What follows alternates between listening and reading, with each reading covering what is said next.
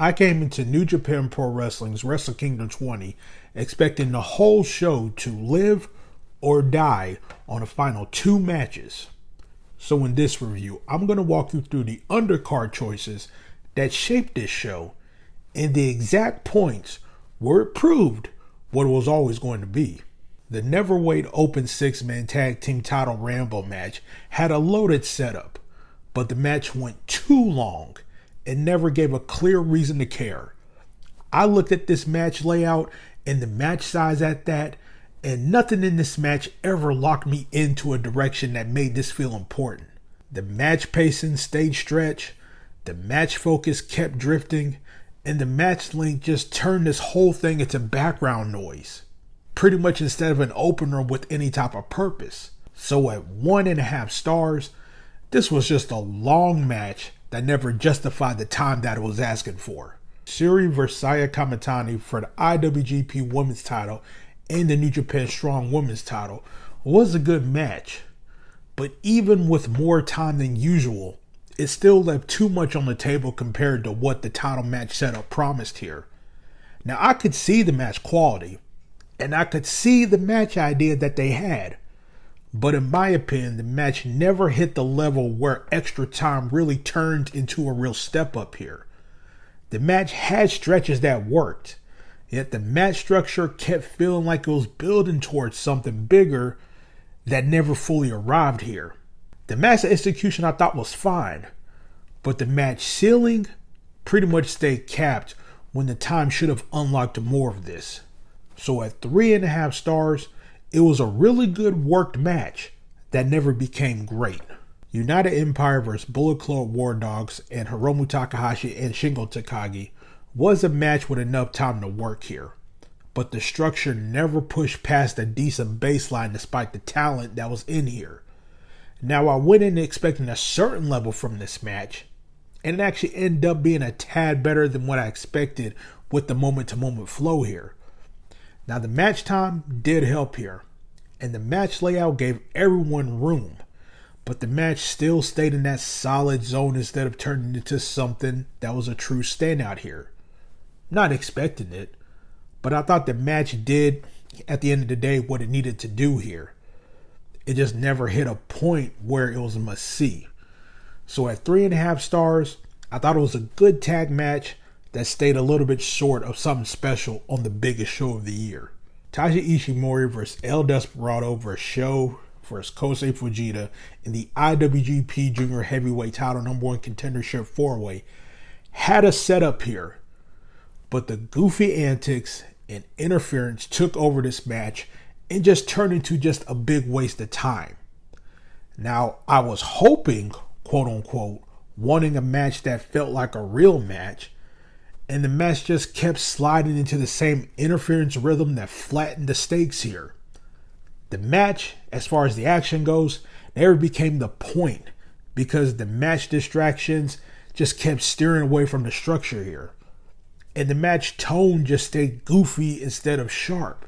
And the match result mattered on paper, but the match experience felt just disposable at that point, because the match choices just undercut what the whole purpose of this was. So at 1.5 stars, this was just a match that was just filler at the end of the day. Evil vs. Aaron Wolf for the Never Openweight title had a straightforward type of feel to it. But again, the overbooking nonsense just dragged this match down, even with a dope finishing sequence in my opinion. Now I didn't care much for the match pacing, because again, the match kept leaning onto the extra layers that made this match just feel busy instead of just focused here.